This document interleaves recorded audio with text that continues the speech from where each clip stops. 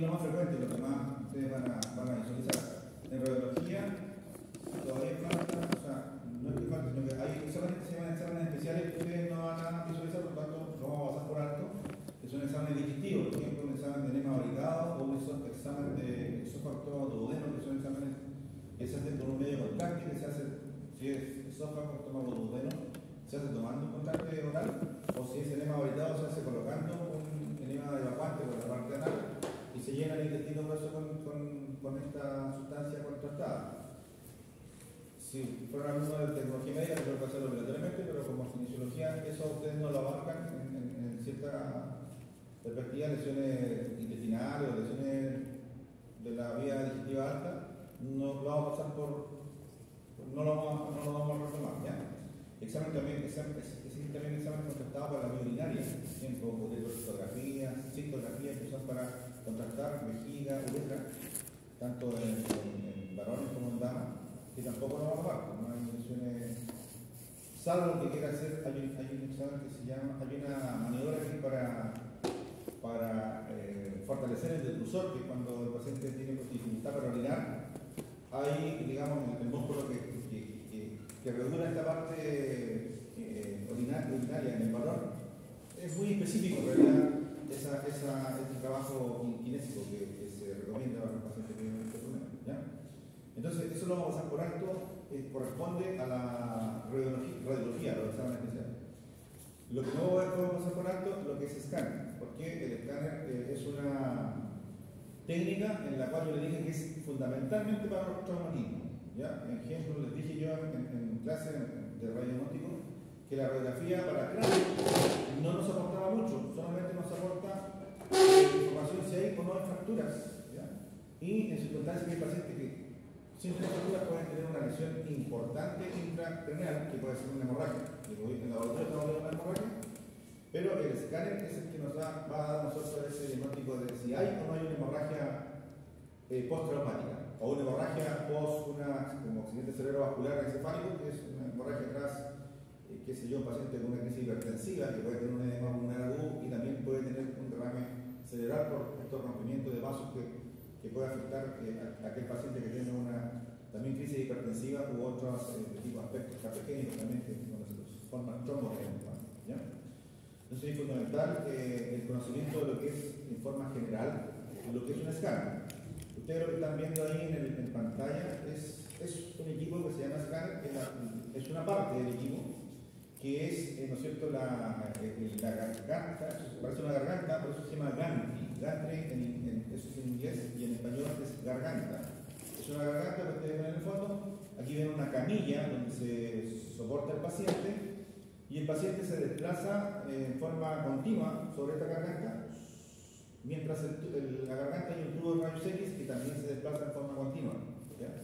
Haciendo esto, el tubo prácticamente girando alrededor de este círculo que está allá, el tubo gira alrededor del 360 grados, no deja de girar, girando, dispara un rayo X largo y el paciente se desplaza por ese camino. ¿Ya? Es más o menos para que se tenga forma general lo que está pasando en un estudio de escáner. Son equipos de alta tecnología, ¿no es cierto?, bastante sofisticados. El nombre se llama tomografía computerizada, fotografía axial computarizada. Hoy en día se le denomina tomografía computarizada. Entonces, ¿qué consiste? Equipo radiológico, ¿no es cierto?, un tubo rayos X, un sistema de detector de radiación y computadores. Entonces, tomografía computarizada. Computadores que son que hacen procesados bien rápidos, para decir que cuando uno está poniendo la imagen prácticamente se tiene al momento. ¿Ya? Son segundos lo que se demora, ¿no es cierto?, en lo que es la exploración propiedad con rayos X del paciente, y en los segundos están apareciendo las primeras imágenes que son en forma de cortes en rodajas axiales. Entonces, este es el equipo que se llama hoy en día multicorte.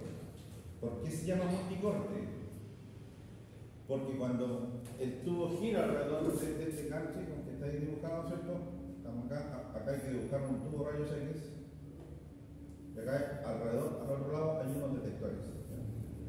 Cuando el tubo gira, en sus comienzos en la historia, por un giro, el equipo hacía un corte. Eso es histórico, ya no existe eso. Hoy en día el tubo gira y puede ser hasta un giro.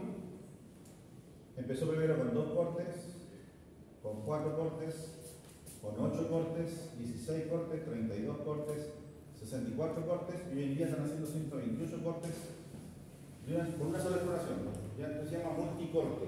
En un giro el tubo hace lo más común en la ciudad de Arica, por lo menos.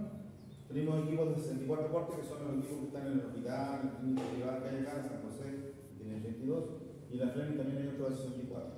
¿Ya? O sea, multicorte porque cuando el tubo gira alrededor del paciente una vuelta, antiguamente era un corte y hoy en día estamos en 64 cortes. O sea, la tecnología, eso se llama multicorte. Un giro, muchos cortes de imágenes, o sea, y esos cortes son imágenes. ¿Ya?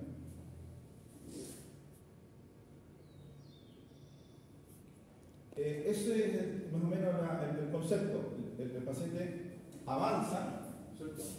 Y esa hélice que se ve ahí son los cortes. En este caso hay 1, 2, 3, 4, 5, 6, 7, 8 cortes por una vuelta. ¿Ya? Para que se entienda un poquito más. Reseña histórica.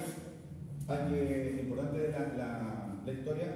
El 67 se comienza a realizar los primeros estudios, la primera fabricación del equipo de escáner que se hizo en Inglaterra, ¿no es cierto? En una fábrica que se llama EMI. Ustedes, los que son fanáticos de los discos, de los Beatles, ¿algunos fanáticos de los Beatles acá? ¿Ninguno conoce los Beatles? ¿Sí? Ya, una leyenda, ¿no es cierto?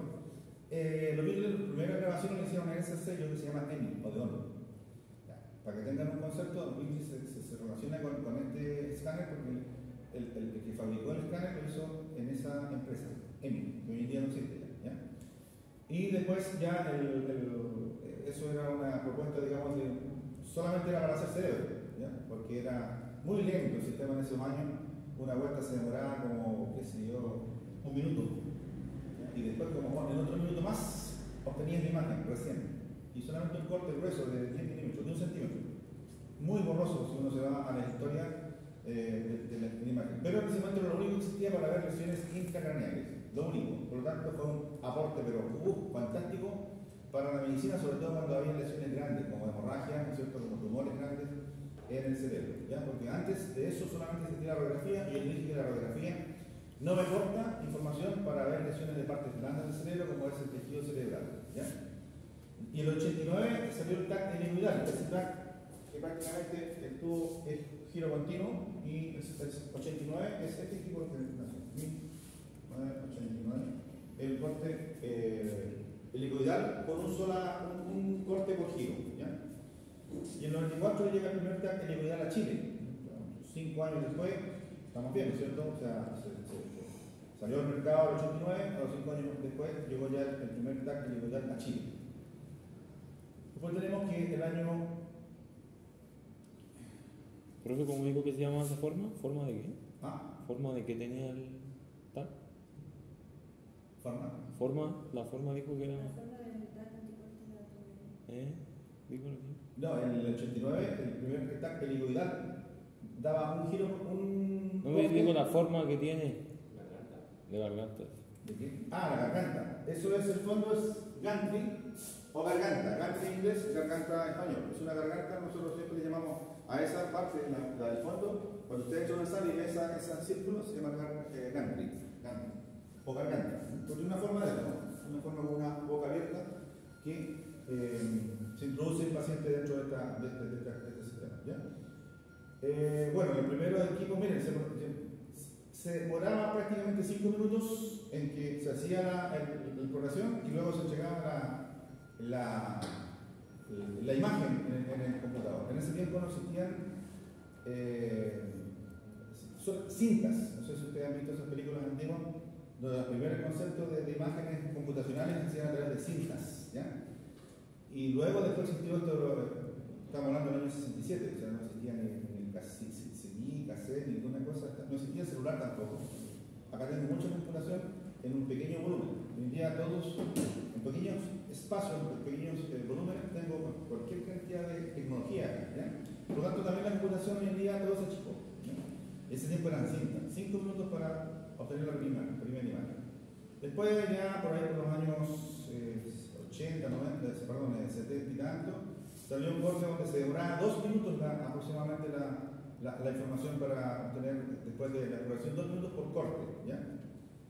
Después ya salió una tercera generación, en la cual el equipo se demora mucho menos, de 2 minutos fueron a 2 minutos prácticamente, y teníamos que el número de lectores aumentaba, pero la rotación se hacía en 360 grados. El gran salto de la tecnología de los equipos, saltémonos a la quinta, porque la cuarta todavía era un equipo, nosotros lo llamamos convencionales, ¿ya? De primera a cuarta generación los equipos fueron convencionales, y luego a la quinta generación fue el equipo que salta lo que se llama helicoidal, ¿no? Convencionales son de la primera a la cuarta generación y son cuando el tubo giraba alrededor del paciente y el tubo tenía que devolverse a su lugar de origen, ¿ya? Porque tenía adosado a él el tubo cables de alta tensión que no podían desligarse del tubo, ¿ya? En cambio, en la quinta generación el tubo generalmente hace este giro por un concepto que se llaman anillos deslizantes, prácticamente como un anillo que está detrás del tanque, en la cual la alta tensión, que es el voltaje, ¿no es cierto?, se comunica a través de una escobilla, como un carboncito, que se adosa al sistema y da la alta tensión al tubo, ¿ya? Igual los datos, ¿no? Entonces, el de quinta generación es lo que estamos hoy en día en boga, en lo que está en todos los hospitales de Chile. Ya no existen equipos convencionales, en parte de la historia, y solamente existen equipos helicoidales. Y es más, existen equipos helicoidales multicorte, ¿ya? Esos son lo que hoy en día prácticamente tenemos como en todos los hospitales de Chile. Esa es la tecnología. Lo otro es parte de la historia, por lo tanto, partimos desde acá, de estos equipos, y está el esquema representado como un giro helicoidal alrededor del paciente, porque el tubo gira y nunca se detiene. Se detiene solamente hasta el final de la exploración, hasta el final del examen, ¿ya? Y esa tecnología se llama helicoidal, tomógrafo helicoidal, el helicoidal hoy en día multicorte. ¿Ya? Entonces, tenemos acá el gantry, tenemos el tubo de rayos X, por así decirlo, y al otro lado detector, que no son uno, son muchos, son como 320 detectores que están al lado del paciente. O sea, en vez de que cuando nosotros teníamos radiografía convencional, teníamos el tubo de rayos X, el paciente y un chasis, ¿ya?, y un panel que detecta la radiación, ¿ya? Aquí tenemos un tubo de rayos X, el paciente y ahora detectores que detectan la cantidad de radiación. Parecido a lo que es radiografía convencional, pero son detectores que prácticamente reciben la información y te la entregan al tiro a un convertidor, a un reconstructor que genera inmediatamente la imagen digital, ¿no es cierto?, al monitor de televisión que sería este, ¿ya? Entonces, tubo de rayos X, pacientes, detectores. Los detectores van, ¿no es cierto?, transforman los detectores, que lo que hacen siempre transmiten, son fosforescentes. El mismo principio que le dije de la radiación, se ocupa el principio de fosforescencia, o sea, vale decir que el detector le va a llegar radiación más o menos atenuada y este va a encenderse una luz, ¿ya? Y esa luz obviamente se transforma en energía luminosa, esa energía luminosa se transforma en energía eléctrica y después esa energía eléctrica la hace transformar el sistema en señal analógica. Cuando tenemos una señal analógica en todos los sistemas, es con esa señal analógica que son... ¿Qué es lo que es una señal analógica? ¿Qué es lo que es una señal analógica? 1, 0, 1, 1, 0, 0, 1, 1, 1. Al azar, 1, 2. Siempre 0, 1. O sea, sí, no, sí, no, sí, sí, sí, no, no, no, sí. Esos son señales analógicas. 1, 0, 0, 0, 1. Esa señal analógica al final son muchos datos, millones de datos que van a llegar a un reconstructor. Y ese reconstructor, que es su computación, un computador de alta gama, va a transformar esos datos analógicos en imágenes, ¿ya? Y para eso va a llegar siempre, siempre, en cualquier sistema, lo que hace la computación es que rellena espacios que están en lo que se denomina matriz. ¿Ya? Cualquier foto va a llenarse, por ejemplo, usted toma una foto y toda la luz, los datos que llegan de la foto va a llegar a una matriz, ¿ya? Y esa matriz va a llenar cada uno de estos puntitos con un gris o un color, lo que sea, pero toda imagen está ustedes que ven matriz. ¿Y esa matriz qué es lo que tiene? Cada cuadrito se llama, como cuando ustedes compran un televisor, cuando ustedes compran un teléfono celular que tiene incorporada una cámara, todas tienen cámaras de foto. ¿Qué quieren ustedes que tenga esa cámara de foto? ¿De qué hablamos? ¿Ah? Píxeles, muy bien. Píxeles. Cada cuadrito se llama píxel. Píxel. Y este cuadrito es una representación, no es un cuadrito supremamente tal. En imágenes, para nosotros, tiene la representación de un volumen. ¿Ya? Vale decir que este corte tiene un espesor. Tiene un espesor, por lo tanto, ese cuadrito es la representación de un volumen. Eso es para todo lo que es computación. ¿Ya? Entonces, lo que está viendo acá es solamente esta cara, que es el píxel. Y esto se llama voxel. Es la representación de un píxel, pero en unidad volumétrica. ¿Ya? Voxel. ¿Ya? Entonces, importante para toda imagen, tanto de resonancia, de escáner, de ecotomografía, todas las imágenes computacionales, todos los datos llegan a esto que se llama matriz, que es un conjunto de celdillas. Ustedes ven ahí, se define matriz como un conjunto de celdillas, ¿no es cierto?, que en la actualidad son de 512 por 512 líneas. Y hay otras mejores, ¿no es cierto?, mientras el número no sea mayor, 1024 por 1024. Mientras más líneas o cuadritos tenga esta matriz, va a ser mayor la resolución. ¿Ya? Si tiene mayor cantidad de píxeles, va a ser mayor la resolución. ¿Ya? Entonces siempre llamamos a estos píxeles. Ahora, este concepto, que lo vamos a repetir nuevamente en la próxima clase, es para todas las imágenes computacionales. ¿Ya? Componente de ONTAC, ahí está, gantrio garganta, que es el fondo ya. ¿Ya? Ustedes entran a una sala de escáner, se encuentran con el gantrio al fondo. ¿Ya? Después tenemos la consola, que es el computador. ¿Ya? Acá está la consola. Computadora, esa es la computadora, ¿no? Ahí está la consola. O sea, la computadora, la consola. Esto está fuera de la sala, obviamente, porque acuérdense que el equipo del gantrio emite, o sea, cuando se hace la exploración, se emiten radiaciones, por lo tanto, el tecnólogo o el operador no puede estar dentro de esa sala, solamente en la sala está el tecnólogo, el paciente, ¿verdad? Y fuera de la sala, a través de una. Acá está el computador y acá hay una ventanita. No está la ventana. Hay una ventana que tiene un vidrio cromado, que es una ventana con vidrio cromado. Nosotros podemos mirar al paciente. ¿Ya? El paciente tenemos que obviamente estar mirando siempre, viendo que el paciente no se mueva, ¿no es cierto? Sobre todo durante la exploración, porque el paciente que se mueve durante la exploración se va a caer de más y puede generar problemas con el equipo, ¿ya? Entonces es importante estar siempre mirando al paciente, ¿ya? Y ese es el concepto más o menos para que se entienda qué es lo que pasa durante la exploración. El paciente va ingresando en forma gradual, sin detenerse por la exploración, dentro de esto que se llama gantry, ¿ya? Vamos a eso, ¿ya? Para que se entienda más o menos, eso es lo que pasa con el paciente. Se va moviendo y se va ingresando a la cabeza. Es como hacer, ahí se hizo el escáner de cerebro, claro, de cerebro y parte de tórax, ¿ya? Entonces, es así como se hace la imagen. El paciente ingresa en forma continua, el equipo está operando, está trabajando, está disparando y está entregando imágenes en el computador, ¿ya? Imágenes en el computador.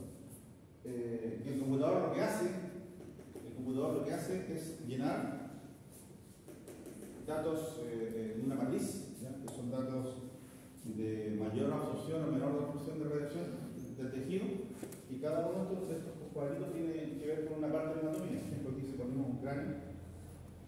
¿Te acuerdas del cráneo ayer? Tenía hueso compacto, tiene ventículos y tiene, ¿no es cierto?, hemisferios acá.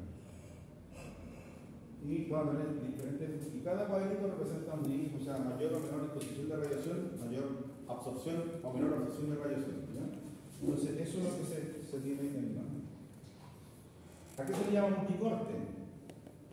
Multicorte dice la palabra, muchos cortes durante la exposición, ¿ya? Y hoy en día tenemos tipos de 128 cortes por vuelta, ¿ya? En la ciudad de Arica, por lo menos no ha llegado a esa tecnología, pero con 64 cortes podemos hacer cualquier examen. Todos los exámenes, nos quedamos limitados de exámenes con los 64 cortes, que es lo que tiene la ciudad de Arica dentro de un hospital y algunas clínicas privadas. ¿Ya? Es un avance reciente de la TC, y son varias hileras de detectores. El multicorte significa que al lado contrario del rayo existen unas hileras de detectores, y esas hileras pueden ser dos, que hay dos cortes, 4 hileras, 4 cortes, 8 hileras, 8 cortes, y hoy en día hay de 64 hileras de detectores. ¿Ya? Bueno, obviamente, esta tecnología hace que disminuya el tiempo de exploración. Si ustedes vieron el primer escáner que se fabricó por el año 67, ese primer escáner se demoraba 5 minutos entre que hacía el primer corte y llegaba la imagen a reconstruirse en el computador, en el monitor. 5 minutos. Después venía otro a los 5 minutos más, 5 minutos más, y se hacían generalmente 12 cortes o 14 cortes de cerebro. 5 minutos por 12, ¿cuánto es el tiempo? Se cuenta como 1 hora y tanto, ¿cierto? 1 hora y tanto para hacer un tag de cerebro. Hoy en día, ¿sabe cuánto se demora un tag de cerebro? ¿5 constantes? Un segundo. 10 a 15 segundos. Y tengo 150 imágenes, porque son de 1 milímetro. Lo primero en la historia, digamos, cuando se creó, era de 1 centímetro cada corte, no se podía hacer más fino. Después, el corte fue de 5 milímetros. Y hoy en día se hace corte de cada, se puede hacer más fino incluso, menos de 1 milímetro, pero el corte de cerebro es de 1 milímetro cada corte. ¿Ya? 1 milímetro cada corte. Esto mide 15 centímetros, o sea, se hace incluso de más abajo, de C1, C2, y se hace hasta el pelo, hasta el tejido blando sobre el vértex, se hace completamente. Y eso mide 15 centímetros. 15, si lo distribuimos en milímetros, da 150 milímetros, ¿no es cierto? Por lo tanto, estos escáneres actuales entregan 150 imágenes en 10-15 segundos. Más me demoro más me demoro en poner el paciente derechito en el gantry, sentarlo, acostarlo, ponerle el cintillo para que no se mueva, ¿no es cierto? Darle las instrucciones. Eso me demoro más que cuando aprieto el botón de la exploración. Más o menos 15 segundos el paciente queda desocupado. Bajo, entra el TENS, saca al paciente y uno se queda procesando las imágenes. O sea, hoy en día eso es lo que ha hecho la tecnología. 15 segundos y prácticamente tengo 150 imágenes. Me voy a demorar más si le pongo contraste, hay exámenes con y sin contraste, y ahí me demoro otros 15 segundos más, pero digo yo, el proceso de enfermería, no por instalar un catéter, eso me voy a demorar más que en lo que es la tecnología de obtener las imágenes en escala. ¿Ya? Esta es una tecnología actual que se llama TAC multicorte. Disminuye obviamente el tiempo de exploración, mejora también las imágenes, la calidad de las imágenes, que es lo que se llama resolución temporal. ¿Ya? Son más finas, o sea, más nítidas. Ahí tenemos, ¿no es cierto?, las indicaciones del paciente, están los pies primero, la cabeza primero. En realidad, el escáner puede hacerlo con la cabeza primero, si cerebro. Si te piden exámenes de abdomen, hacen los pies primero, pero la exploración, el sistema es el mismo. ¿Ya? Bueno, ¿qué es lo que hace el equipo? A lo largo del eje Z, nosotros tenemos ejes aquí, X, Y, que son altura, derecho, izquierdo, el paciente está acá en medio, el paciente está en medio.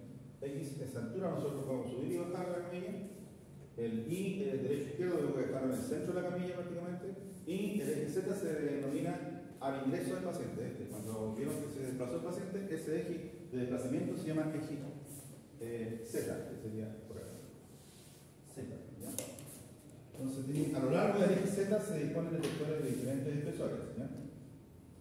Ahí está. Bueno, está listo. X, y Z. ¿Ya? X, y el Z es el que se desplaza. Entonces, es un giro continuo del tubo y un desplazamiento también continuo del paciente. Esa es la tecnología actual. Giro continuo del tubo y el desplazamiento se desplaza, el paciente se desplaza también en forma continua. ¿Ya? Factor pitch, que eso es más técnico, decimos que es un término más que nada empleado hoy en día en los escáneres.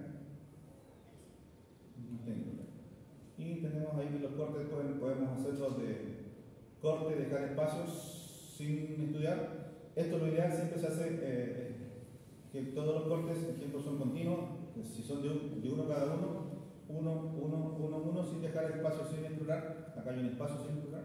y también podemos hacer cortes de, qué sé yo, de 2 milímetros con un avance de 1, que serían cortes traslapados de esa economía, ¿ya? Obviamente aquí voy a demorar más en explorar, acá voy a una demora intermedia, y esto es para demorarse casi nada, ¿ya?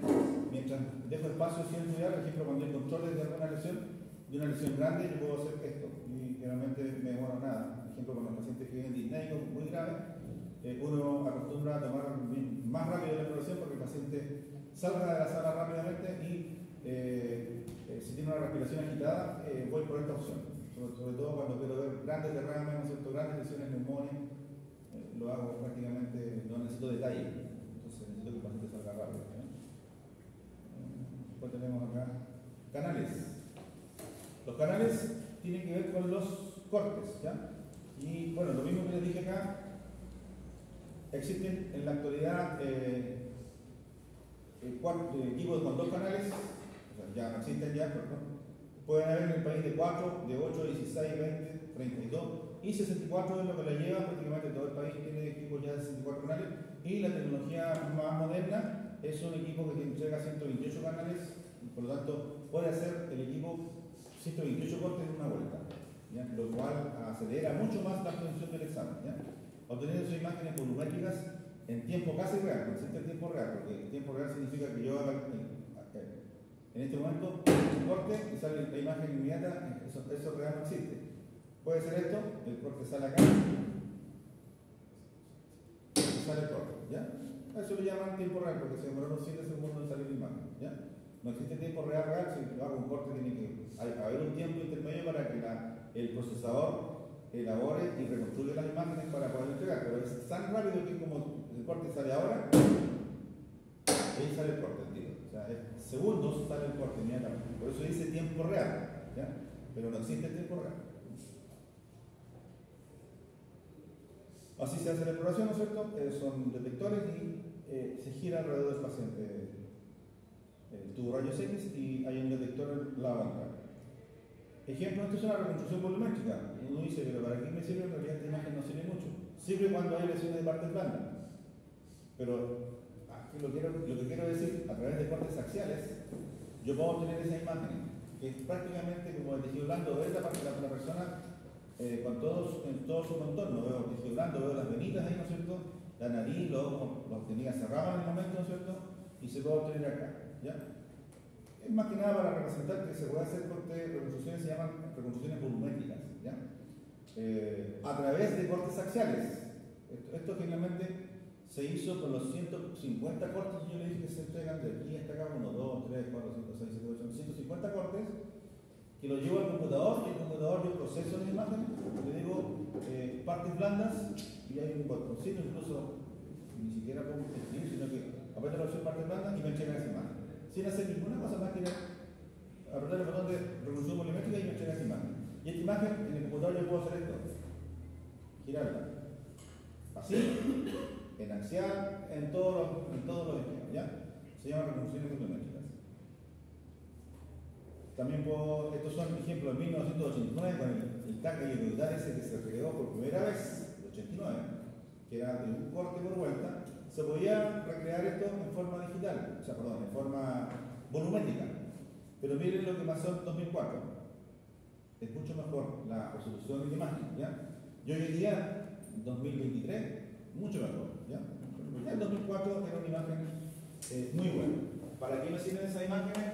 Generalmente la parte dental se utiliza mucho porque se hacen reconstrucciones de fracturas de la cara, en este caso la mandíbula, del piso de la órbita en ese sector, ¿no es cierto? Allá hay una diástasis de la fronto malar y es para dar una perspectiva más generalizada y poder girar al paciente, ¿no es cierto?, y viendo la lesión, ¿ya? Eso es importante, sobre todo también cuando hay fracturas de platillos esticales para ver cuántos fragmentos más hay. El médico quiere saber si hay 1, 2, 3, 4, 5 fragmentos en los platillos estivales, también para poder restaurar bien, ¿no es cierto?, en la parte en cirugía esa lesión, ¿ya? Esas son funciones entre 2004. Es fundamental a ustedes cuando vean esta imagen también, porque obviamente les atocará a un paciente con traumatismo y la recuperación postraumática del paciente, ¿ya? En tarea les dirán, le mando la tarea de lesiones de Lefort, ¿no? No, parece que no. De FORT no. De FORT son lesiones de cara. Acá arriba, acá y acá. De FORT 1, 2, 3.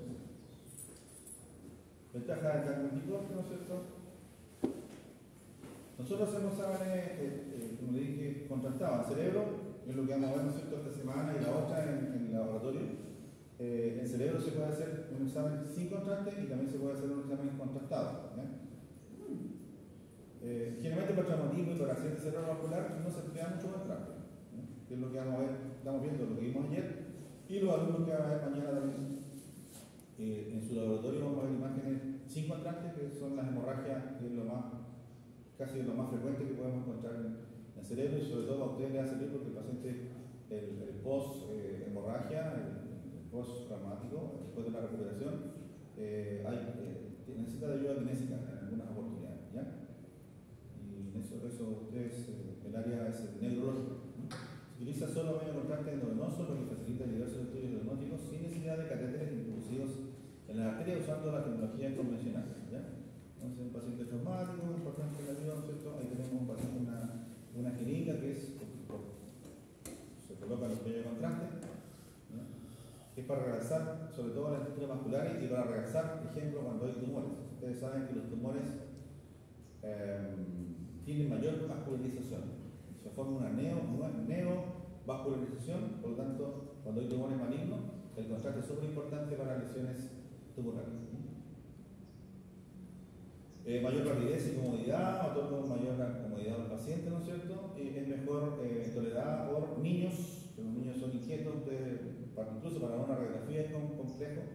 Los ancianos también para acostarse y mantener la cabeza en una posición también es complicado, pero los pacientes que tienen disnea respiratoria, que respiran cortito, y los politraumatizados. ¿Qué nos da entrega las armas de este tipo? Que es muy rápido. Ya les dije, una exploración puede durar 10-15 segundos y a lo mejor menos si nosotros trabajamos con la opción de quitarle cortes o hacer más rápido el examen, ¿ya? Entonces, eso antes no se podía tomar exámenes a niños, ¿ya? Tenían que anestesiarse incluso. Y hoy en día, con una pasada de 10 segundos, podemos mantener a un niño quietito y prácticamente curarlo completo, ¿ya? Pero antes había que traer al médico anestesista, anestesiarlo rápido durante la exploración, y era engorroso y puede tener alguna lesión secundaria después de la anestesia un niño, ¿ya? Entonces hoy en día no, la exploración es súper rápida.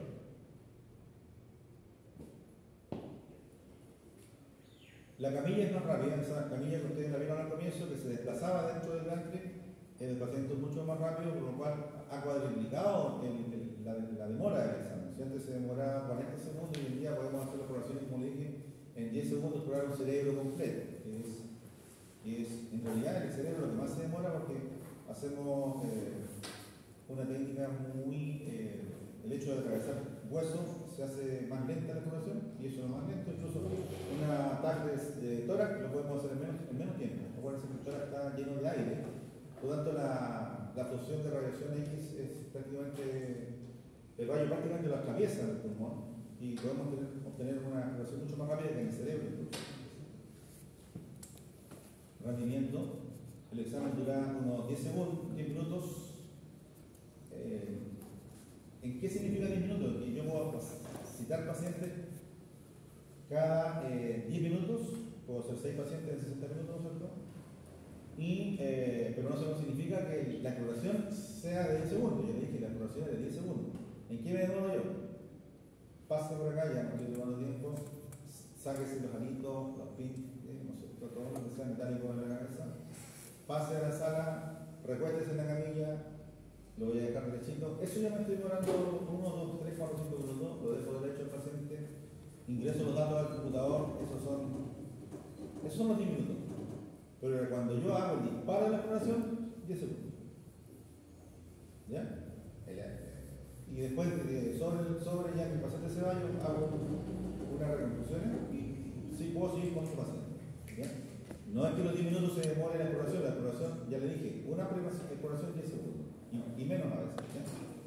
Entonces, lo que sí se dan para cerebros sin contraste, ejemplos, se pueden dar 5 o 6 pacientes durante una hora. Por eso. se lo pasaba con las instrucciones, acostable y todo. Bueno, hay imágenes entonces, importante saber, ¿qué es lo que es un corte axial? ¿Y qué es lo que es un corte coronal? Y pregunta de prueba, ¿el equipo de escáner solamente hace cortes axiales de adquisición? Pero usted también da un corte coronal. Dijo, pero el profesor está diciendo que hace corte axial. Estoy diciendo que solamente en la exploración hace axiales. En la exploración solamente hace cortes axiales. Axial es este corte que está acá. Axial es esto, ¿cierto? Cortar como rebaja, pasar a través del cuerpo, axial. El equipo de escáner solamente hace cortes axiales. Esto que está acá es una reconstrucción por proceso de todos los cortes axiales que se hicieron.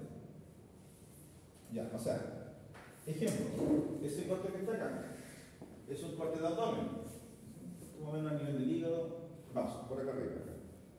Yo para hacer un abdomen, 40 centímetros de exploración, más o menos, y el corte de uno cada uno, hago 400 imágenes. 400 imágenes, y esas 400 imágenes las llevo al computador y armo las imágenes coronales y sagittarios, lo que yo quiera hacer con esa imagen. Pero la adquisición es axial. Estuvo girado alrededor del paciente, ¿no es cierto? Y hizo las exploraciones todas axiales. Y yo tengo solamente esas 400 imágenes axiales en el computador. Y mi protocolo me dice que tengo que entregar también imágenes coronales y sagittales. Eso se llama postproceso. El paciente se retira y el tecnólogo se queda haciendo las imágenes coronales, que no están hechas al comienzo, y las imágenes sagittales. ¿Ya? Eso se llama postproceso. Durante el proceso solamente axiales, ¿ya? Porque el equipo hace imágenes axiales. De hecho, la palabra TAC,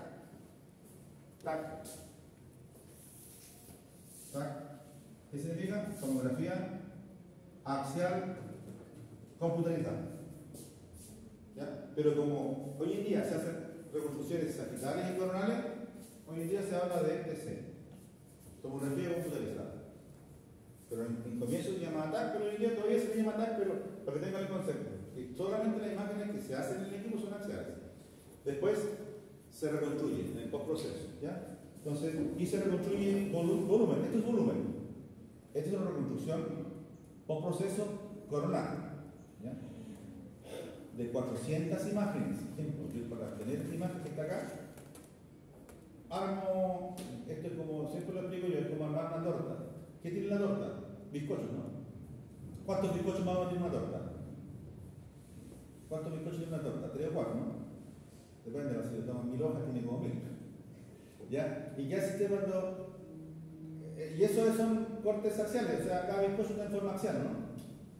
¿Y qué hace usted cuando la corta? Hace un corte sagital, o un corte coronal, ¿no?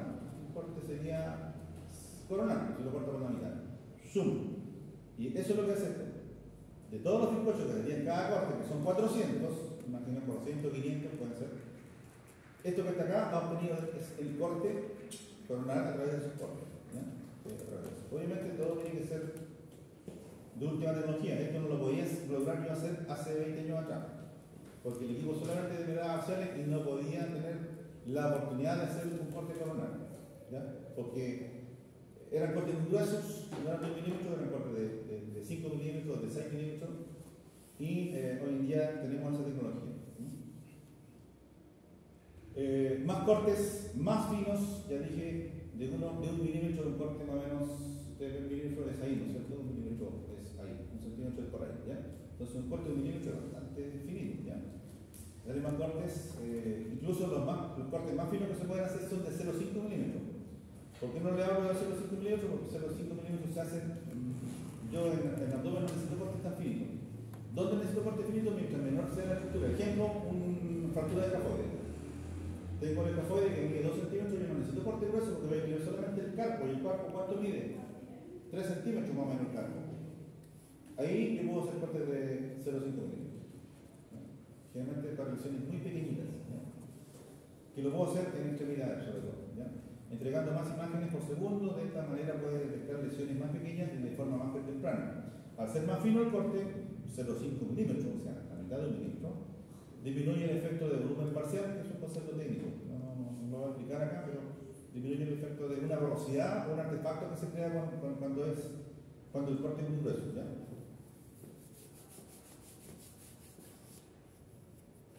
Podemos tener, ejemplo, mucho más información en un menor tiempo, pero eso causa también, cuando tengo mucha información, un inconveniente. ¿Qué inconveniente es cuando tengo mucha información? Que los computadores no dan abasto para mantener tanta información, ¿ya? Por lo tanto, necesito de otros computadores que estén presentes durante el examen, ¿ya? El computador del mismo equipo no me permite obtener más de 200 exámenes almacenados. Por lo tanto, yo necesito, por ejemplo, a mí me exige que el Servicio de Salud almacene por lo menos 2 años de información. Eso es una exigencia, ¿ya? Que hay que tenerlo. Entonces hay que trasladar esas imágenes a discos duros, ¿no es cierto?, a otros sistemas externos para poder tener la imagen, digamos, por lo menos de 2 años, ¿ya? Después ya se pueden borrar. Entonces, se reduce el tiempo de definición actualmente de 0,4 segundos, o sea, muy corto. Mejora el reconocimiento de detalles relevantes, permitiendo obtener más datos en menos tiempo, lo que significa mayor cantidad de información sobre la normalidad o de una enfermedad.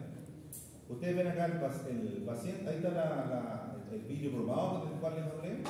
Ahí está el paciente, se deja dentro de la sala, porque no puede haber operadores dentro de la sala, porque ustedes saben, el disparo es un disparo de radiación, por lo tanto no tiene que estar ninguna otra persona más que el paciente, y ahí está el tecnólogo médico procesando las imágenes, ¿ya? También podemos tener, ¿no es cierto?,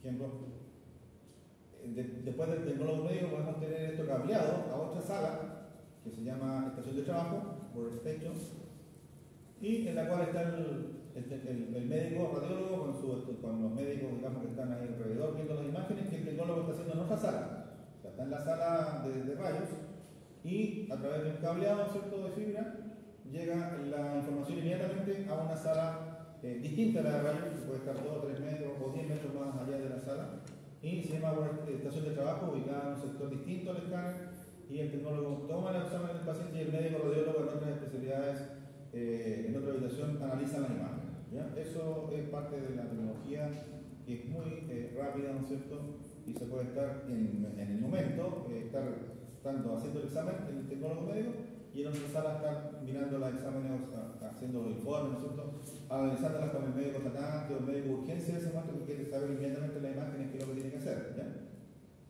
Eso ayuda mucho también al bienestar del paciente, porque al tiro se adoptan los procedimientos que tienen que hacerse un paciente, si es rápido, hay que operarlo inmediatamente, o hay que utilizarlo, todo lo que tenga que ver con la parte médica, ¿ya? Ahí tenemos, ¿no es cierto?, nuevamente, ahí está el operador, el tecnólogo, está su monitor donde llegan las imágenes así en forma casi instantánea, y ahí está el paciente dentro de la sala, tanto en la camilla como en la parte de gancho que está dentro de la sala. Esto es un vidrio plomado, por si acaso, no es un vidrio común y corriente, ¿ya? Es un vidrio plomado que tiene un valor muy caro en el mercado, son muy especiales, y se llama, no deja pasar radiación hacia el operador, ¿ya? Y ahí tenemos los cortes axiales. Eso es axial, es una reconstrucción coronal. ¿Y esto qué reconstrucción es? ¿Me pregunto en un práctico? ¿Qué reconstrucción es esta? ¿Cómo se llama esto? Si esto es coronal, esto es axial, ¿qué es lo que sería esto? Sagital, ¿ya? Entonces, esto es la imagen primaria que la hace el examen, el escáner que se llama axial, y se puede reconstruir en el postproceso imágenes coronales, sagitales y volumétricas, que serían estas que le dan color, ¿ya? Volumétricas en coronales y sagitales también, ¿ya? Entonces, estas son axiales. Entonces, axial es el origen de la imagen, el equipo hace solamente corte axial, pero después en el postproceso yo puedo transformar esas imágenes en coronales sagitales, oblicuas también, ¿cierto?, volumétricas. Colimación flexible, después de haber realizado, se puede elegir el corte independiente de grosor. Después del proceso, por ejemplo, si yo hago corte, el equipo me hace corte de 1 milímetro, después del proceso yo puedo engrosar el corte. Ejemplo, de abdomen, yo no necesito mandar cortes tan finitos, ¿ya? Porque el corte original fue hecho de 1 milímetro. Entonces, yo no necesito mucho. Ejemplo, si yo solo mando en un CD 400 imágenes, al médico radiólogo va a estar. Bueno, el radiólogo sí necesita toda la imagen. Ejemplo, el médico tratante, 400 veces viendo prácticamente toda la imagen, es mucho, ¿cierto? Yo puedo engrosar el corte a 5 milímetros. En el postproceso también lo puedo hacer. O sea, la información que me entrega la puedo elegir otro espesor y procesarla y en vez de entregar por 100 imágenes, entregue, qué sé yo, con 50 imágenes. Ya van a ser cortes de 5 o 6 milímetros más o menos. ¿Ya? Y eso es tan bueno ese corte que no tiene ningún problema, sobre todo si el paciente no tiene nada, ¿ya? El paciente salió normal. ¿Para qué necesito tanta información? ¿Ya? Y se entrega en menor cantidad de información, obviamente cae mejor en un CD, ¿no es cierto?, como se entregan hoy día, o cuando se envían llegan más rápido, ¿no es cierto?, al paciente, ¿ya? Cuando se envían en forma digital. Monitoría del medio contraste. También he hablado de medio contraste. Medio contraste son medios utilizados en radiología para realzar, ¿no es cierto?, imágenes o hacer distintos o contrastar imágenes que sean distintos de los órganos que están vecinos. Por ejemplo, realzar arterias, ¿ya? Venas, ¿ya? Que son, si no le pongo contraste, es la misma densidad que tiene, ejemplo, el músculo que está rodeando una arteria. En cambio, si le pongo contraste, esa arteria se realza, se pone más blanca, se pone más densa, ¿ya? Eso es medio contraste, tiene mucha importancia en los exámenes de escáner, ¿ya? Esta función permite monitorear la llegada del medio contraste a la región de interés, especialmente cuando se necesita captar las distintas fases de contraste. Nosotros hacemos fases arteriales y venosas. O sea, el equipo te da la facilidad de monitorear la cantidad de unidades ANFIL, que es lo que se trabaja acá, que es densidades mayores, para obtener una mejor visualización de la imagen, ¿ya? Esto es volumétrico, esto es un corte oblicuo, ¿ya? Otra función es 3D y MPR. MPR es lo que utilizamos esto es una reconstrucción MPR y esta es una reconstrucción 3D o volumétrica.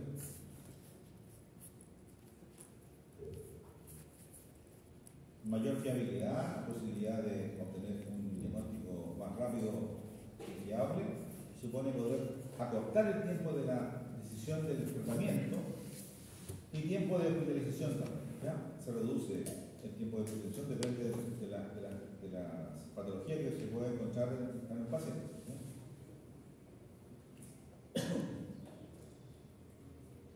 Menor exposición al rayo X, menos medio contrario.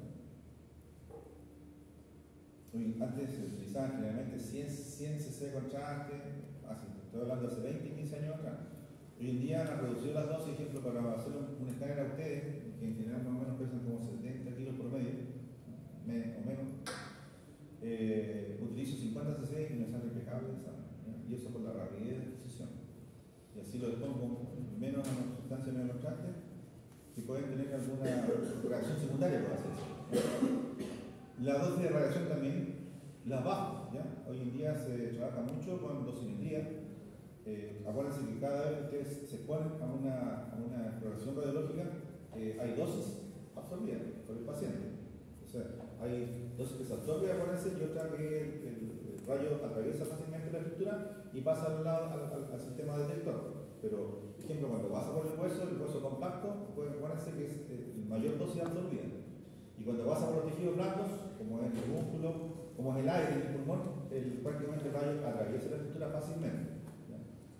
Pero hay dosis en ese sentido. Ahí tenemos exámenes ya mucho más avanzados. Por ejemplo, antiguamente para hacerse un examen de corazón hay que entrar a un pabellón prácticamente, un pabellón quirúrgico que se llama hemodinamia, que consiste en poner cateterismos. Para hacer una angiografía de corazón había que poner un catéter acá en la femoral y durante el pabellón el médico lo dirige por la arteria femoral, arteria ilíaca, arteria aorta, así va empezando, ¿no es cierto? Se va irradiando el paciente porque se va mirando el catéter hasta que el médico llega a la coronaria, a la coronaria principal, y el catéter lo hace ingresar a la coronaria para inyectar la coronaria. O sea, son procedimientos dentro del pabellón con riesgos y para obtener una imagen de coronaria. Cuando, por ejemplo, hay un infarto del miocardio, se hace eso. Hoy en día, con la incorporación de un escáner de 64 canales o 128 canales, podemos obtener con inyección en una vena esta imagen de coronaria, ¿ya? Y el paciente se hace y se va a su casa. No tiene que hospitalizarse, ¿ya? Esto se llama coronariografía, ¿ya? Y lo pueden hacer los equipos ya helicopterares multicorte, como de los 64 canales o de 128 18 canales que se pueden hacer fácilmente expresados. Constituye un instrumento muy eficaz para el estudio preventivo de pacientes con factores de riesgo de una determinada enfermedad, especialmente cardiovascular, en este caso lesiones coronarias. ¿Qué causa la obstrucción de una arteria coronaria?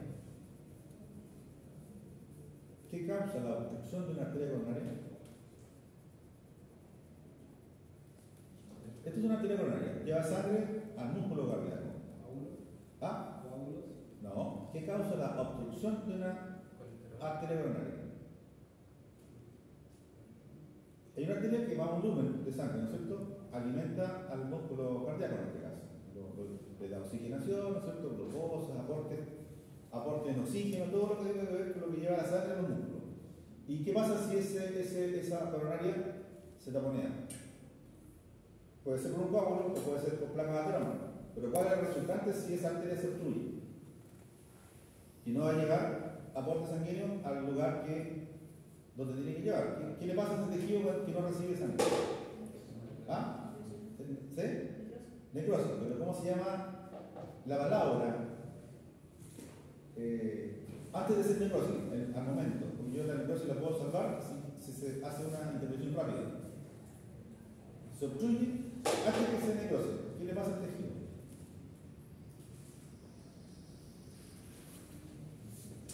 Hay una arteria, ¿no es cierto?, que lleva sangre a un determinado tejido, músculo cardíaco. Y de repente esa arteria tiene un lumen y se obstruyó acá, por un coágulo o por un estrechamiento, por un placa ateroma, que es lo más clásico que pasa. Y no le llega sangre a este tejido. Obviamente se va a necrosar, pero eso tarda unos minutos, unas horas en que se necrosa. Pero en el momento mismo en que se obstruye, hay un dolor intenso, que se llama, en fisiología, ¿vieron el dolor? Se han puesto una... ¿No vieron ese experimento en fisiología que hacen? No me acuerdo clarito cuando me hicieron poner un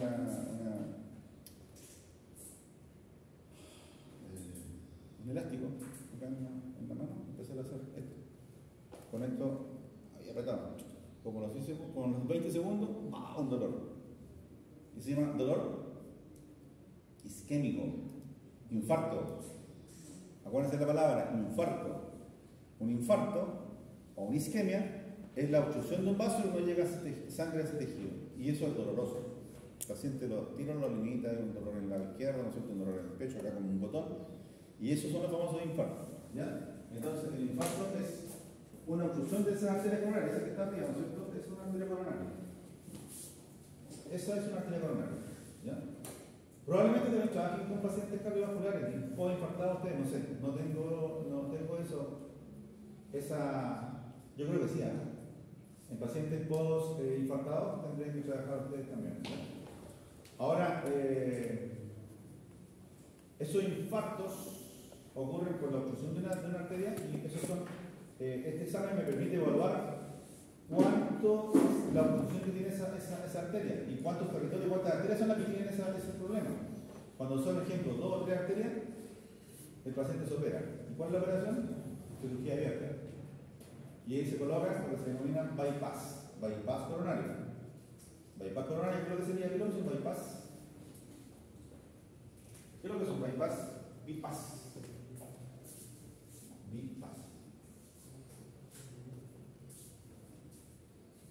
Hay un bypass. Ejemplo, yo paso desde Concepción, paso por San Pedro y paso por Coronel, después Lota. Va a seguir por la ruta hacia Leo, hacia Curranlago.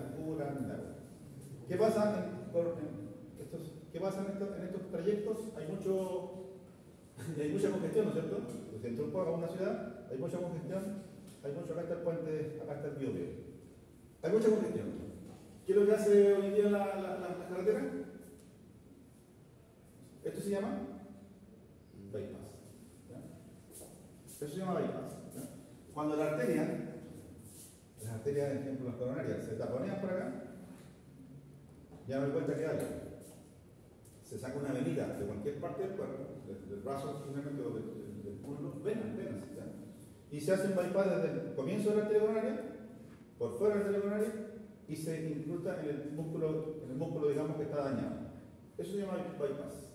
bypass. Eso se hace una cirugía abierta, dura como 6 horas, para poder sanar esa parte muscular, ¿no es cierto?, que se llama bypass, que es músculo cardíaco, para poder salvarlo y darle oxigenación y que le llegue todo lo que tiene que llegar a ese tejido, porque si no se necrosa, se puede ir, ocurre. ¿Ya? ¿Qué ocurre cuando una persona le da un infarto masivo? ¿Han escuchado hablar de infarto masivo? Es cuando una arteria coronaria en el tronco, acá en la entrada, acá arriba, en la entrada prácticamente de la aorta, ahí, en la principal, la parte más gruesa de la coronaria, se taponea y el paciente le da un infarto. Y el paciente ¿ya? Ojalá que los infartos sean acá, o sea, las obstrucciones sean por acá, bien distal, para poder hacerse el paciente un bypass coronario. ¿Ya? Cuando una sola obstrucción se le hace un stent, que es un procedimiento intravascular, que se le coloca un dilatador, directamente se le deja puesto ahí. ¿Ya? Me cabe una duda, le voy a preguntar a los colegas si ustedes también trabajan con el paciente post-infartado, me parece que sí. Sobre todo cuando es de cirugía abierta. Cirugía abierta, la parte de la peritoneal sí. Porque, ¿qué le pasa a los pacientes que están 6-7 horas en operación? Que aquí en Arica no se hace, pero en Santiago se hace muchas, y hay muchos kinesiólogos. ¿Qué pasa cuando un paciente se opera muchas horas? ¿Qué dije yo? ¿Qué le pasa a los pulmones? Sí, una causa de atelectasis. Porque muchas horas el paciente está mantenido por respiración artificial. ¿Ya? Entonces quedan con la atelectasis. Y ahí sí el kinesiólogo tiene mucha importancia, me puedo operar, pero para la parte pulmonar. Después la parte cardíaca también yo creo que también tiene que ver la parte kinésica. Esto del bypass no es mucha materia, solamente conversación de que nosotros siempre tenemos para que tengan más la parte un vocabulario que ustedes les sirva también más adelante, que lo que es un infarto, que lo que es una. Porque lo vamos a ver también en el cerebro. En el cerebro también se infarta, también sufre isquemia. ¿Ya? Y ahí sí que trabajan los kinesiólogos con el paciente con lesiones vasculares post-isquemia o post-infarto, infarto cerebral en este caso. ¿Ya? Ventajas adicionales, bueno, ahí se pueden hacer fluoroscopías en tiempo real, se pueden hacer angioTAC, que es un examen para hacer eso fue todo. Ahí está. Se pueden hacer muchas cosas, aparte de lo que el mismo escáner, por ejemplo, angioTAC, eso es normal que se haga. También se puede hacer una colonoscopía virtual, no es visual, permite navegar por el interior del colon sin introducir catéteres en el colon. ¿Ya? Ustedes saben que hay un examen que se llama colonoscopía, ¿no? ¿Les expliqué lo que era la colonoscopía, no? ¿Algún familiar, alguien ha tenido que acompañar a alguien para hacer una colonoscopía, no? Ya. Ojo, cualquier persona que tenga problemas intestinales, esto es habitual porque ha aumentado cualquier cantidad de cáncer del colon, intestino grueso, el examen más fiable para ver el colon es verlo. ¿Ya? ¿Y cómo se ve? Mirando directamente, ¿no? Una fibra, ¿no es cierto?, óptica, un tubo más o menos como de 1,5 metros, se introduce por la parte anal, obviamente con previa preparación del paciente, y el médico a través de una cámara, en la parte final de este tubito, 1,5 metros atrás, ¿no es cierto?, tiene una cámara, y la cuestión tiene una cámara. Y esa cámara se introduce por la parte anal y se va introduciendo por el colon sigmoide, por la ampolla rectal, colon sigmoide, colon descendente, ángulo espénico, después transverso, inverso, ¿no es cierto?, el colon y llega al cielo. Eso es una colonoscopía. ¿Ya? A través de, por software instalados en el escáner, yo puedo hacer la misma colonoscopía, pero sin introducir un tubo por la parte rectal anal. Ahora, el colon, algunos por si acaso, tiene lesiones benignas. La mayoría de las lesiones son benignas, que se pueden malignizar también. Por eso es que es importante a veces en las personas de tercera edad que tengan dificultad para ir al baño, ¿no es cierto?, estreñimiento, cosas así, se haga una colonoscopia y porque pueden aparecer lesiones benignas, que se llaman pólipos, y a través del mismo colonoscopio se pueden sacar. El colonoscopio, en la parte del médico instala en la parte final de la cámara, instala un sistema para una tijerita y puede sacar un pólipo. y poder llevar ese pólipo a una biopsia y poder decir si es benigno o maligno, ¿ya? Durante la exploración. ¿Ya? Pero bueno, esa misma colonoscopia que yo estoy hablando, que es más cruenta, que muchos pacientes tienen que anestesiarse, es incómoda, tiene que prepararse 2 días para que el intestino esté completamente limpio, se puede hacer con escáner y sin necesidad de hacerse tanta preparación y esa molestia que es introducir un tubo a través de la parte anorrectal, ¿ya? Que lo hace con un software, ¿ya? Pero también se puede hacer angiotac también. ¿Ya? Esta es una corte de dije de carpo, ¿ya? Ahí se ve una pequeña fractura, que no se vería en la radiografía probablemente, y son obtenciones de cortes, sería coronal y del CAF. ¿Ya? Ahí están los huesitos grandes, ¿no es cierto? Parte del cafoide celular se ven en estos cortes. ¿Ya? La desventaja, ¿cuál es la desventaja? ¿Les nombré una desventaja?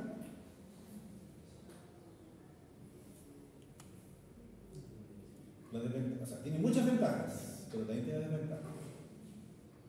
Excesivo volumen de información. Ya les dije, esto obliga a disponer de estaciones de trabajo potentes, ¿ya? Fuera de la sala, y me obliga a tener otros discos incorporados al equipo, ¿no es cierto?, para poder almacenar mayor cantidad de imágenes. Ya les dije que el examen, el mismo equipo, el equipo TAC, no me soporta más de 200 exámenes. O sea, en un hospital se hacen como 50 exámenes diarios. A veces depende de la cantidad, depende de cuánto pesa el examen, pueden ser 200 o 500 exámenes. Por ejemplo, en un hospital se hacen 40 o 50 exámenes diarios. En 4 días se ocupa el disco del equipo. Y esos exámenes, los más antiguos, tienen que irse a otro receptor, a otro componente de almacenaje. ¿Ya? La dosis de radiación también, bien importante. Un escáner, por si acaso, para que tenga la radiación, irradia lo que equivale a tomarse 400 radiografías de una sola vez. Un escáner, o sea, un recorrido de escáner equivale a tomarse 400 radiografías de 400, ¿ya? De una sola vez. Hay radiación, ¿ya? Para nosotros los doctores técnicos óptimos y los médicos solicitar examen. Ojalá los médicos soliciten solo exámenes necesarios y no pedir examen como pedir una radiografía, porque radiografías sí se pueden pedir muchas porque las dosis de radiación son bajas, ¿ya? Pero en escáner son altas. ¿Ya?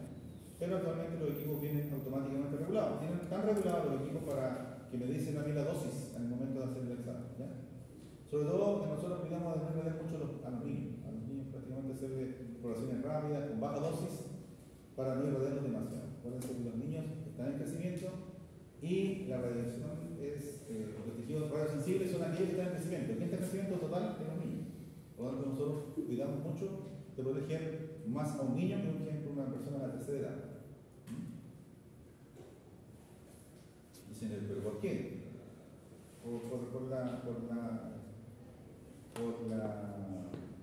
Por la génesis de las células. ¿Ya? Paciente obeso también, hay una desventaja. Cuando el paciente tiene mucho tejido adiposo, eso hace causar distorsión en la radiación, porque como el equipo atraviesa al paciente en 360 grados, el rayo tiene que atravesar y ojalá llevar la información fidedigna al detector. Cuando pasa que el espesor es muy grueso el paciente, hay lo que se denomina radiación dispersa, o sea, atraviesa y rebota la radiación. Y eso hace generar imágenes distorsionadas, por eso el obeso genera esta desventaja. ¿Ya? El costo también, porque un escáner no es barato, un escáner tiene su costo alto. Ahora, hoy en día con el sistema FNASA se requiere, cuando es privatizado es súper caro el escáner, cuando es privatizado de forma particular. Por eso es mejor acceder al sistema para hacerlo en el hospital, en la cual el Estado te lo va a hacer de forma gratuita, pero en sí el costo es caro. El incorporar, el comprar un escáner, hablamos de sobre $1,5 millones, pero son 800 millones más 400 millones más 1 millón, o sea, 1.200 millones de pesos un escáner nuevo. Es muy alto el costo del escáner para la población, por lo tanto, el costo de un examen, ejemplo severo, te sale 150 o 200 mil pesos a Guinanita. En Santiago hay una clínica responde, te sale 300 o 400 mil pesos en un examen. Entonces es costoso. Wow. Y para que te den hora en el servicio de salud, 3 meses, 4 meses. Sí, salvo si entras por politraumatizado, te atienden al tiro, pero es muy grave. Tiene que estar viniendo con un signo vital de muerte. Ya prácticamente, ¿cómo se llama? Le mandé a hacer el... Muriciendo. Sí, pues le mandé a hacer los signos del Glasgow. Ya, un Glasgow 4, 5. Ya, entonces, estas los estructuras, el angiotac, reemplaza a la angiografía. La angiografía es un examen que se hace, la angiografía convencional se hace en una sala, en un servicio que no es de radiología, que se llama hemodinamia. La hemodinamia está en el hospital, en la lista hay uno que recién se empezó a trabajar hace 2 años atrás. La hemodinamia es un equipo de rayos especial que está dentro de un pabellón. ¿Ya? Y eso significa angiografía convencional por catéter.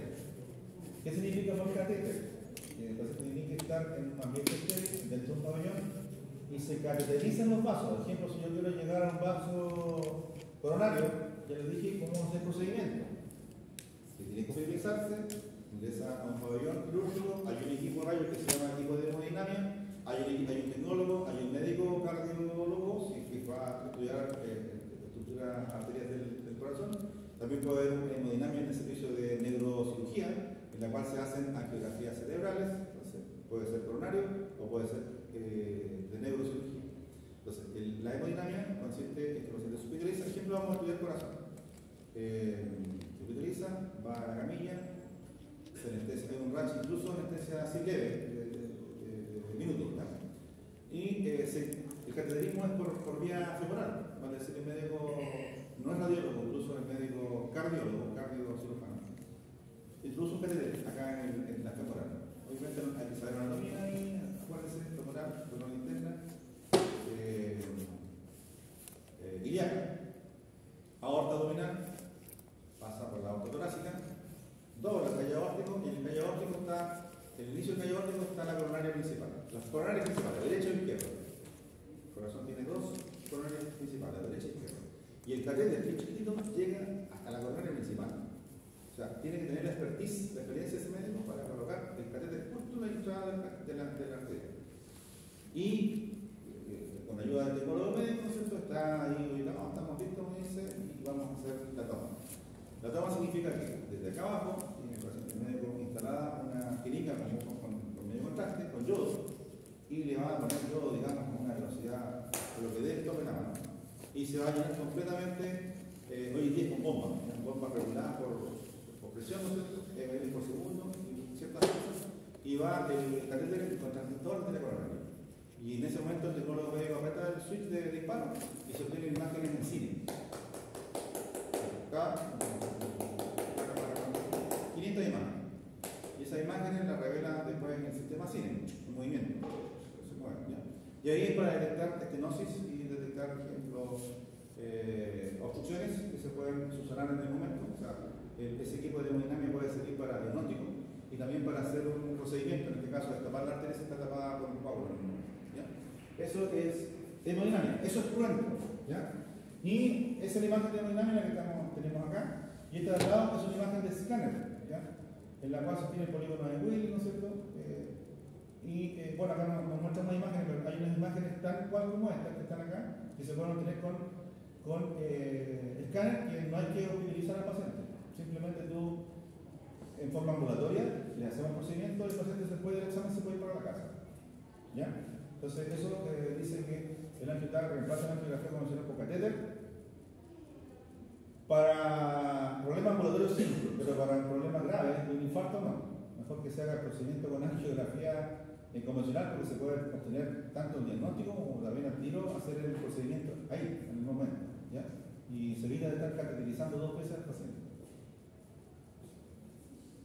La mayoría de los casos, para efectos diagnósticos, puede reemplazarla. Es un método menos invasivo. ¿En qué medida compite con la TAC con la resonancia? No hay competencias. Acá no hay competencias, por si acaso. No que un examen vaya a. Ya dije en primera clase que hoy en día con el proceso del escáner lo dicen, el escáner va a reemplazar a la radiografía convencional. No. Para la radiografía convencional, por ejemplo, una fractura y una de tibia, como la que ustedes han visto, ¿no es cierto? Basta una radiografía, no le va a hacer un escáner para hallar esa fractura. Y después una consolidación ósea, o sea, el seguimiento de un callo óseo de una fractura, ya sea de muñeca o de tibia o de fémur, tampoco necesito un escáner para hacer eso. Entonces, nada reemplaza lo otro, todo tiene su implicancia, todo tiene su importancia, depende de la patología. ¿Ya? No hay competencia sino complementariedad. Se complementa en este caso la resonancia con el escáner, ¿ya? Y suma de información, pero con el TAC multicorte es posible hacer exámenes en menor tiempo. ¿Ya? Ejemplo, un paciente politraumatizado, el médico no le va a mandar a hacer una resonancia. La resonancia se demora una hora, como 40, lo más rápido media hora. En cambio, yo dije un politraumatizado para cerebro 10 segundos, para columna 10 segundos más, para extremidades unos 30 segundos más. Yo en 2 minutos tengo explorado completamente el paciente y se va de la sala. ¿Ya? Es mucho más rápido. Pero si después en el futuro el paciente ya está estabilizado y tiene alguna lesión más por así decirlo, cerebral, más de dudoso diagnóstico, se puede proceder a hacer una resonancia, pero cuando el paciente ya está estabilizado. Aplicaciones del TAC multicorte, bueno, la aplicación ya es múltiple, ¿no es cierto? Tiene usos en partes del cuerpo como el corazón, el colon, pulmón, importante, también se puede realizar broncoscopías virtuales con programas con software avanzado, chequear la laringe, la tráquea y los bronquios fuertes. ¿Ya? La técnica 3D multilunar realiza estudios múltiples de articulaciones para enfermedades degenerativas, articulares y para trauma o en pacientes con politrauma. Se puede examinar desde la cabeza a los pies en pocos segundos. Por ejemplo, se hace por segmentos, no se hace un barrido completo, ¿eh? Se hace un cerebro, se hace una columna desde cervical a sacro, se hace siempre en segmentos. Se puede examinar de la cabeza a los pies en pocos segundos, incluyendo cerebro, toda la columna, cuello, tórax, abdomen, pelo y extremidades. Y eso en resonancia no lo puedo hacer.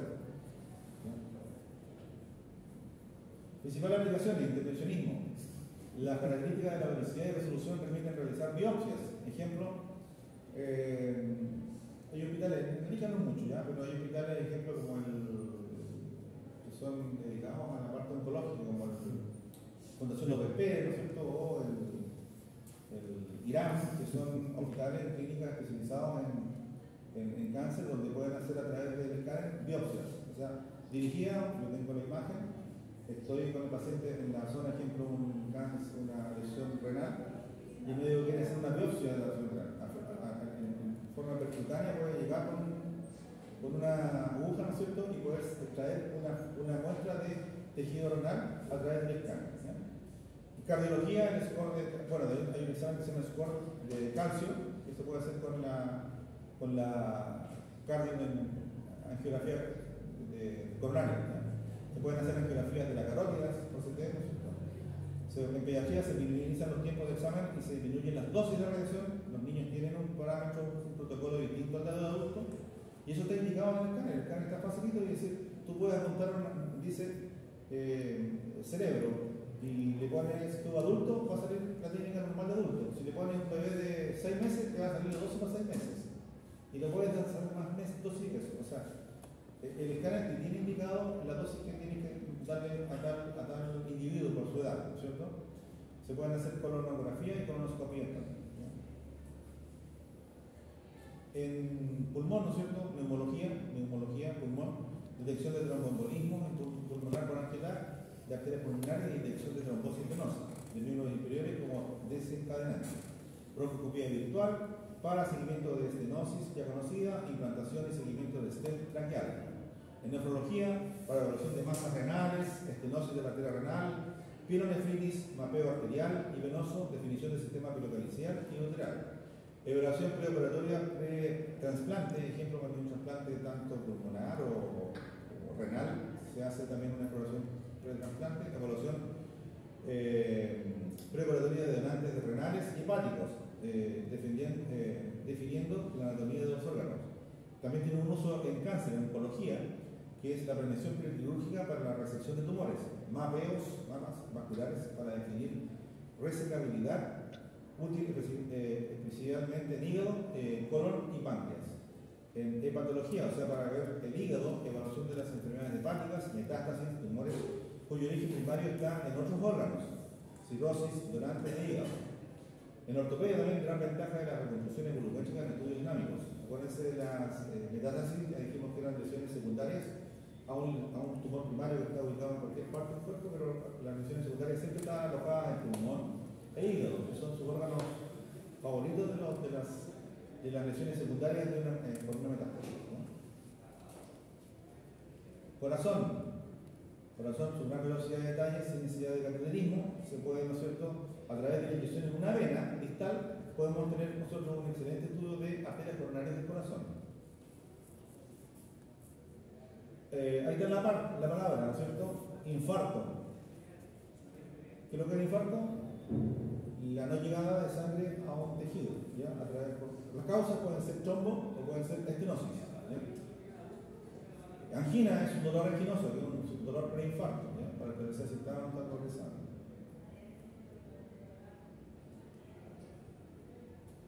Bypass coronario, ahí está la palabra bypass. ¿Qué es lo que era un bypass? Una comunicación, ¿no es cierto?, anómala. Ahí está la arteria aorta y ahí está el bypass, es una vena que está por encima y la hacen en medio de introducir en un tejido, por ejemplo, si acá por acá está la coronaria dañada, se hace este bypass pasar por encima y se introduce en el tejido que hay que sanar, hay que salvar, ¿no es cierto?, que es el tejido más distal del corazón.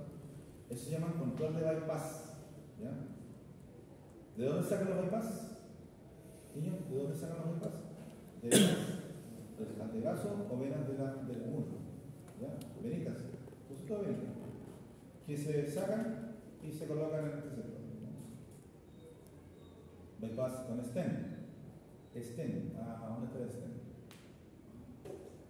Bypass, de barrio incluso, no, aquí no veo el stent.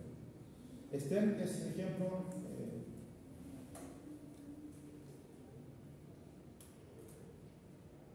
¿Han escuchado la palabra stent? ¿Han escuchado la palabra stent? ¿Sí o no? Stent, ejemplo, tiene un vaso, que sería este. No hay estenosis. No, perdón, sí, hay estenosis dentro del vaso. Y consiste en colocar dentro del vaso una prótesis de material tipo cerámico o plástico, que al momento de colocarlo hace un giro y viene colocado así y hace el boom, se abre. Y como el vaso es elástico, insufla el vaso. Vale. Eso se llama stent. Y eso únicamente se colocan cuando es uno o dos. Pero ya dije, cuando son 3 arterias que están implicadas, 4 se hace cirugía abierta, se coloca bypass. Pero cuando se hace un examen de angiocardiografía y hay una arteria que está obstruida, se coloca un stent. Y se coloca no con operación, sino que con un procedimiento. Con el mismo cateterismo se hace llegar esa prótesis pequeñita y se dilata el vaso. En realidad queda puesto y dilata el vaso. Y ahí la sangre queda circulando de forma normal. Aquí no se ve. Colonografía virtual.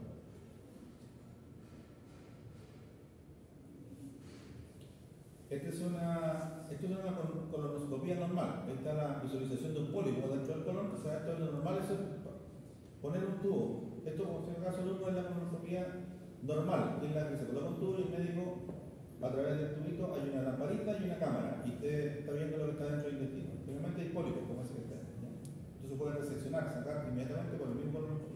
Y esto de acá arriba, esto de acá, es una imagen de colonoscopía con la colografía virtual, en la cual se ve claramente una estenosis. Esa estenosis puede estar asociada a un tumor. O sea, en el tejido que no se ve, acá. Bueno, aquí se ve el tejido por fuera. Y esto puede ser un tumor. La cual, ¿qué hay que hacer? Ahí va a operar. Pulmón, reconoce nódulos. Le dije que lo que es un nódulo, cualquier lesión menor a 3 centímetros se llama nódulo. Si es una lesión más grande de 3 centímetros se llama masa. Permite evaluar rápidamente si se trata de un nódulo benigno o un tumor en fase temprana. Condición ideal para un tratamiento oportuno y adecuado.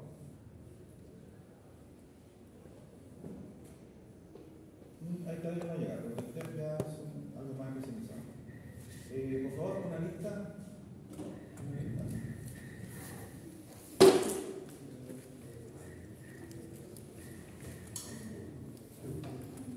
Vamos a volver a tomar esto, pero a continuar con eso después que son nuestras noticias. Mañana vamos a ver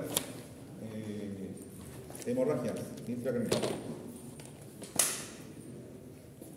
La próxima semana, el práctico es el martes. Vamos a tener laboratorio sí el lunes, porque para recuperar esa semana que no se hizo clase, el lunes tenemos laboratorio, el martes práctica, no en clase cátedra.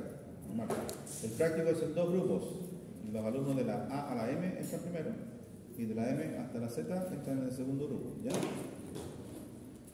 Y son 35 minutos más o menos de práctica. Ya les mostré en el laboratorio cómo es la forma práctica. Nosotros les mostré algunas láminas, probablemente entran algunas de esas y ¿alguna consulta? ¿Consulta? ¿No? ¿Nada? Hay otro receso que se va a hacer entre el 5, 6, el 7 de feriado, 8 y 9 de junio. 5, 6, el 7 de feriado, 8 y 9 de junio es receso. ¿Ya? Entonces, por eso que no podemos. Yo siempre acostumbro a hacer el práctico y no hacer el laboratorio. Pero como hay ya una semana antes y esta otra, que no estaba contemplada en el calendario, más de que hacer el laboratorio. ¿Ya?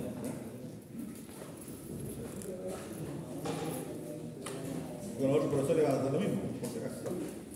¿O no? Con los otros profesores va a pasar lo mismo.